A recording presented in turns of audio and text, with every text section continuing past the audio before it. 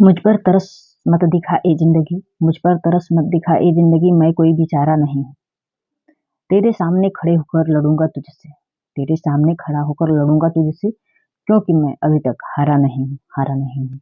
Hello दोस्तों, नमस्कार। मैं हूँ Anju Yadav. Learn with India 2024 के ऑनलाइन क्लास में आप सभी का स्वागत करती हूँ।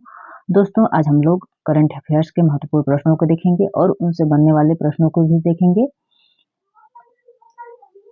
आज जिन जिन प्रश्नों को देखेंगे वो प्रश्न है ह्यूमन डेवलपमेंट इंडेक्स, भारतीय सेना के प्रमुख सैन्य अभ्यास, लैंगिक असमानता सूचकांक, इजराइल वार डायरी के लेखक और उनको विमोचन करने वाले कौन हैं, वर्ल्ड किडनी दिवस किस दिन मनाया गया है, नरेंद्र मोदी द्वारा वंचित वर्गों के लिए आउटरीच कार्यक्रम क्या है, one nation and one election, इससे बनने वाले प्रश्नों को देखेंगे और विभिन्न प्रकार के जो प्रश्न हैं उनको भी देखेंगे। चलिए बिना समय गवाए अपने मेन टॉपिक की तरफ चलते हैं। दैनिक समसामयिकी सभी प्रतियोगी परीक्षाओं के लिए UP TET, C TET, UP police, SSC, railway, bank, BPSC, UPSC, जहां भी करंट अफेयर्स के प्रश्न पूछे जाते हैं सभी परीक्षाओं के लिए अत्यंत महत्वपूर्ण सेशन है। इस सेशन में करंट अफेयर्स के साथ साथ इसके साथ और बनने वाले प्रश्नों को भी डिस्कस किया जाएगा।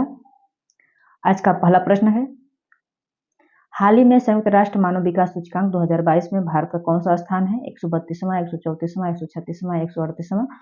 तो हाल ही में संयुक्त राष्ट्र मानव विकास सूचकांक 2022 में भारत का स्थान 134वां है और 2021 में भारत का सूचकांक 135वां था। यह 193 देशों में से मतलब भारत का स्थान 134वां है और मानव विकास सूचकांक जारी करने वाला संस्था यूएनडीपी है। मानव विकास सूचकांक को एचडीआई भी कहा जाता है, ह्यूमन डेवलपमेंट इंडेक्स। और आइए कुछ इसके बारे में और जान लेते हैं। मानव विकास सूचकांक एचडीआई का फुल फॉर्म होता है ह्यूमन डेवलपमेंट इंडेक्स। मानव विकास सूचकांक को जारी करने वाला संस्था यूएनडीपी है। संयुक्त राष्ट्र विकास कार्यक्रम जिसे कहा जाता है, यूएनडीपी का फुल फॉर्म होता है union national development programme. UNDP का फुल फॉर्म होता है union national development programme. UNDP का मुख्यालय न्यूयॉर्क होता है। मानव विकास सूचकांक में भारत की रैंक 193 देशों में से 134 है और भारत का स्कोर 0.644 है। परीक्षाओं में प्रश्न रैंकिंग से भी पूछ देता है और स्कोर से भी पूछ देता है। तो भारत का रैंक 2022 में 134वां है और स्कोर 0.644 है एक में से, और 2021 में भारत की रैंक 135वां थी। और एचडीआई मानव विकास सूचकांक 1-2 साल पुराना ही जारी किया जाता है। 2021 का आया है, 2022 का, 23-24 का भी नहीं आया है। और एचडीआई के प्रमुख आधार, किन आधारों पर एचडीआई बनता है, मतलब मानव विकास सूचकांक तैयार किया जाता है, उसके 3 आधार हैं। मानव जीवन प्रत्याशा, प्रति व्यक्ति आय और साक्षरता दर। किसी देश में कितने वर्ष तक मतलब मनुष्य का जीवन है उसे जीवन प्रत्याशा कहा जाता है। किस देश में कितने वर्ष तक वहाँ के लोग जीवित रहते हैं उसे जीवन प्रत्याशा कहा जाता है। और भारत में की जीवन प्रत्याशा 66.7% है। प्रति व्यक्ति आय तो भारत में $69.51 है। और साक्षरता दर, एचडीआई के 3 मुख्य स्तंभ जीवन प्रत्याशा, प्रति व्यक्ति आय और साक्षरता दर है। एचडीआई में शीर्ष स्थान प्राप्त करने वाले देश स्विट्जरलैंड, नॉर्वे, आइसलैंड और हांगकांग हैं। और सबसे निचले पायदान पर 193 देशों में सबसे निचले पायदान पर सोमालिया और सूडान है। अगला प्रश्न है,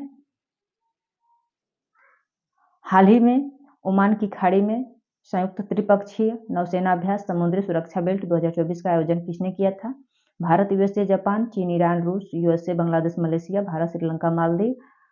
तो समुद्री सुरक्षा बेल्ट 2024 चीन, ईरान और रूस के बीच में हुआ था। यह ओमान की खाड़ी में हुआ था। ओमान की खाड़ी का भी पिक देख लेते हैं।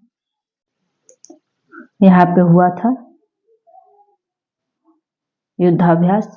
ये भारत, इधर भारत है और इधर सऊदी अरब है। यहाँ पे ओमान की खाड़ी है, यहाँ पे युद्धाभ्यास हुआ था। चीन, ईरान और रूस के बीच। इसके बारे में और कुछ फैक्ट जान लेते हैं। समुद्री सुरक्षा बेल्ट 2024 यह एक त्रिपक्षीय समझौता अभ्यास है। यह नेवी द्वारा किया गया था। चीन, ईरान और रूस के मध्य हुआ था। त्रिपक्षीय अभ्यास का मतलब 3 देशों का अभ्यास हुआ था। यह ओमान की खाड़ी में हुआ था। इसका थीम था शांति और सुरक्षा। और कुछ महत्वपूर्ण अभ्यासों को, सैन्य अभ्यासों को देख लेते हैं। दोस्ती अभ्यास यह भारत, श्रीलंका और मालदीव के बीच में हुआ था। यह भी एक त्रिपक्षीय अभ्यास है। दोस्ती युद्धाभ्यास मालदीव के अंदर हुआ था। युद्धाभ्यास से भी बहुत महत्वपूर्ण प्रश्न बनते हैं पेपर में, ध्यान से देख लीजिएगा। इस सेशन को 1 से 2 बार देख लेंगे तो युद्धाभ्यास से कोई भी प्रश्न नहीं छूटेगा। मालाबार युद्धाभ्यास यह 4 देशों के बीच में हुआ था। भारत, यूएसए, जापान, ऑस्ट्रेलिया, ये चारों देश मिलकर एक संगठन भी बनाते हैं जिसे क्वाड कहा जाता है। प्रश्न आ जाएगा कि क्वाड में कौन कौन देश शामिल है, तो भारत, यूएसए, जापान और ऑस्ट्रेलिया। मालाबार अभ्यास में कौन कौन देश हैं, तो क्वाड की जो संगठन वाले देश हैं वही मालाबार अभ्यास में संयुक्त हैं। संप्रीति अभ्यास और बोंगो सागर युद्धाभ्यास, तो संप्रीति और बोंगो सागर युद्धाभ्यास भारत और बांग्लादेश के बीच में हुआ है। एकता अभ्यास या एक्वेरियन युद्धाभ्यास यह भारत और मालदीव के बीच में हुआ है। अयुत्या अभ्यास भारत और थाईलैंड के बीच में हुआ है। धर्म गार्जियन अभ्यास, सहयोग काइजिन अभ्यास इंडिया और जापान के बीच में हुआ है। ब्रज प्रहार भारत और यूएस के बीच में हुआ है। मित्र शक्ति अभ्यास भारत और श्रीलंका के बीच में हुआ है। हरिमो शक्ति अभ्यास इंडिया और मलेशिया के बीच में हुआ है। अगला प्रश्न है,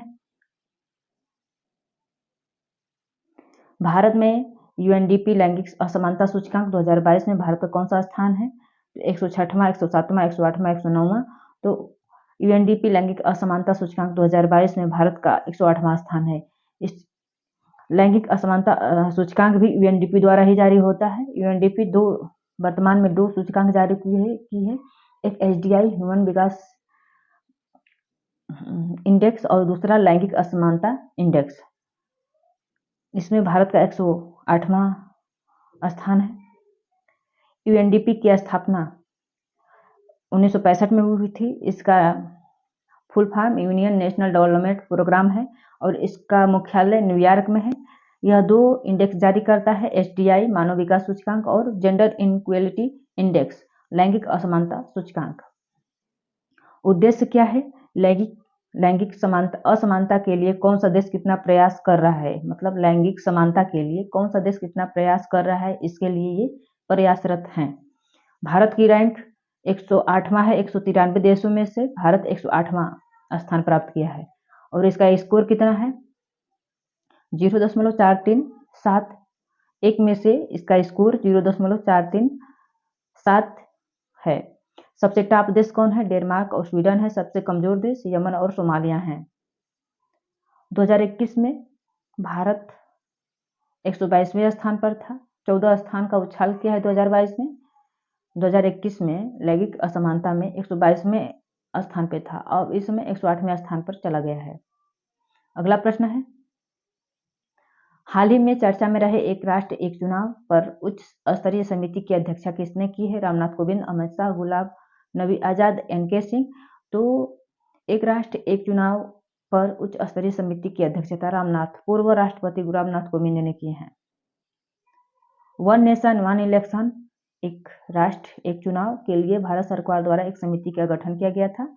इस समिति के अध्यक्ष पूर्व राष्ट्रपति रामनाथ कोविंद थे। पूर्व राष्ट्रपति रामनाथ कोविंद की अध्यक्षता में एक राष्ट्र एक चुनाव पर उच्च स्तरीय समिति ने राष्ट्रपति द्रौपदी मुर्मू को रिपोर्ट सौंपी थी। अगला प्रश्न है, हाल ही में प्रधानमंत्री नरेंद्र मोदी ने वंचितों को क्रेडिट सहायता प्रदान करने के लिए कौन सा पोर्टल लॉन्च किया है, डीजी रेडी, प्रमाण पोर्टल, स्वाति पोर्टल, पीएम सूरज पोर्टल, ग्रुप पोर्टल। तो पीएम सूरज पोर्टल लॉन्च किया गया है वंचितों को वरीयता देने के लिए, जो एकदम गरीबों से गरीब तबका है उनको ऋण उपलब्ध कराने के लिए, और इस मुहिम का कितना किसको लाभ हो रहा है इसकी जांच करने के लिए नरेंद्र मोदी ने पीएम सूरज पोर्टल लॉन्च किए हैं। इसका उद्देश्य है वंचितों को वरीयता देना। इस पोर्टल को पीएम नरेंद्र मोदी ने लॉन्च किया है सामाजिक न्याय और अधिकारिता मंत्रालय द्वारा। सूरज का फुल फॉर्म होता है सामाजिक उत्थान और रोजगार आधारजन। इस पोर्टल का मुख्य उद्देश्य सबसे पिछड़े समुदाय को लोन देना तथा योजना की प्रगति की जांच के लिए सूरज पोर्टल लॉन्च किया गया है। उस ऊपर दिया था स्वाति पोर्टल, तो उसके बारे में भी जान लेते हैं। स्वाति पोर्टल क्या है? तो स्वाति पोर्टल यह महिलाओं में स्टेम का मतलब होता है साइंस, टेक्नोलॉजी, इंजीनियरिंग और मैथ में बढ़ावा देने के लिए इस पोर्टल को लॉन्च किया गया है। प्रश्न है हाल ही में लॉन्च अग्रय और अक्षय का संबंध किससे है? पनडुब्बी युद्ध प्रतिरोधी से है, एनी टैंक मिसाइल से, हेड ग्रेनेड से है, जासूसी पूर्वा से। तो इसका संबंध पनडुब्बी युद्ध प्रतिरोधी से है। 13 मार्च 2024 को नौसेना के पनडुब्बी रोधी अभियान को बढ़ावा देने के लिए 2 जहाज अग्रय और अक्षय लॉन्च किए गए। इन जहाजों का निर्माण garden rich ship builders and engineering limited GRSE द्वारा लॉन्च किया गया था, मतलब बनाया गया था। अगला प्रश्न है हाल ही में विश्व किडनी दिवस 2024 में कब मनाया गया था? 11 मार्च को, 12 मार्च को, 13 मार्च को, 14 मार्च को। तो विश्व किडनी दिवस 14 मार्च को मनाया गया था। इसके मनाने का मुख्य ध्येय मतलब बढ़ रही किडनी की परेशानियों को रोकथाम के लिए जागरूकता प्रदान करना होता है। यह हर साल मार्च महीने में मतलब मार्च महीने के दूसरे गुरुवार को मनाया जाता है। यह 2024 में यह 14 मार्च को मनाया गया है। किडनी के स्वास्थ्य, इसके बारे में और जान लेते हैं। किडनी के स्वास्थ्य और इसके सामान्य कार्य को प्रभावित करने वाले विभिन्न बीमारियों के बारे में लोगों के बीच जागरूकता पैदा करने के लिए हर साल मार्च के दूसरे गुरुवार को यह मनाया जाता है। इस वर्ष 14 मार्च को विश्व किडनी दिवस मनाया गया है। इस वर्ष की थीम है सभी के लिए किडनी स्वास्थ्य। अगला प्रश्न है हाल ही में केंद्रीय मंत्री अनुराग ठाकुर द्वारा लॉन्च इजरायल वार डायरी नामक पुस्तक के लेखक कौन है? लक्ष्मी मुर्देश्वर, विशाल पांडे, गुटबाया राजपक्षे, PS श्रीधर पिल्लई। तो अनुराग ठाकुर द्वारा लॉन्च किए गए इजरायल वार डायरी के लेखक विशाल पांडे जी हैं। इसके बारे में और कुछ जान लेते हैं। सूचना और प्रसारण मंत्री अनुराग सिंह ठाकुर ने 13 मार्च 2024 को नई दिल्ली में एक समारोह में विशाल पांडे द्वारा लिखित इजरायल वार डायरी नामक पुस्तक का विमोचन किया है। जो विशाल पांडे जी हैं एक रिपोर्टर है। इन्होंने अन्य जगहों पर जाकर के रिस्की स्थान पर रिपोर्टिंग करते हैं और अपने अनुभव को इस डायरी में लिखे हैं। श्रीधर ठाकुर ने बताया कि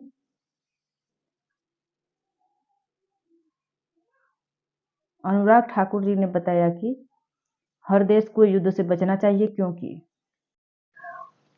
अनुराग जी ठाकुर ने बताया कि युद्ध से हर देश को बचना चाहिए क्योंकि युद्ध कोई समाधान नहीं है, बातचीत ही एकमात्र समाधान है।